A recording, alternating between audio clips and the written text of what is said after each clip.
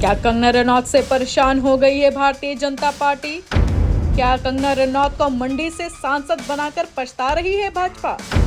मंडी में कंगना के बयान से मच रहा है बवाल।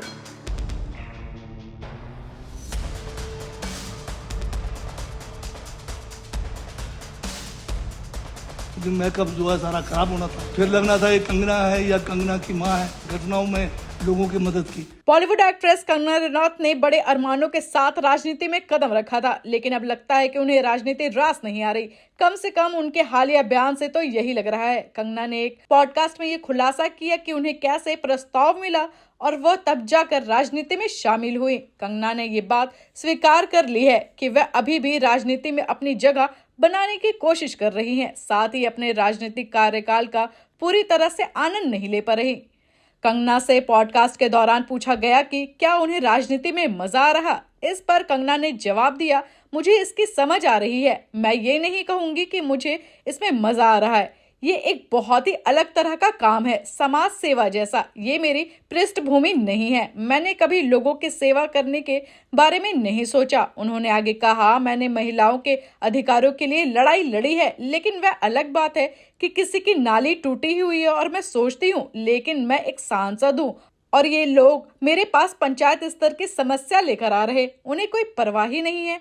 जब वो आपको देखते हैं तो उन्हें विधायकों की टूटी सड़कें जैसी समस्याओं के साथ आपके पास आते हैं और उन्हें मैं बताती हूँ कि ये राज्य सरकार का मामला है और वो कहते हैं आपके पास पैसा है, आप अपना पैसा इस्तेमाल करें। वहीं अब लोकसभा से सांसद कंगना रनौत पर हिमाचल के कैबिनेट मंत्री जगत सिंह नेगी ने जोरदार हमला बोला है। हिमाचल के आपदा से प्रभावित क्षेत्र का दौरा करने के बाद कंगना के बयानों पर जगत सिंह नेगी ने क्या कुछ कहा, आइए आप भी सुनिए। कि हम कितने समय के अंदर लोगों को जो है, पीड़ितों को जो है, हम जो है राहत दे सकते हैं। अगर अभी जो है कहीं बादल फट गया और 2 दिन बाद पहुंच जाए, जैसे कंगना जी कर रहे हैं।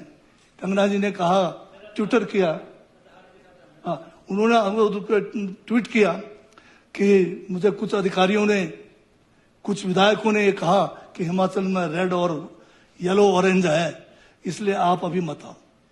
जबकि उसमें समेज में उनके अपने चुनाव क्षेत्र में 34 लोग जान जो है गवा चुके थे।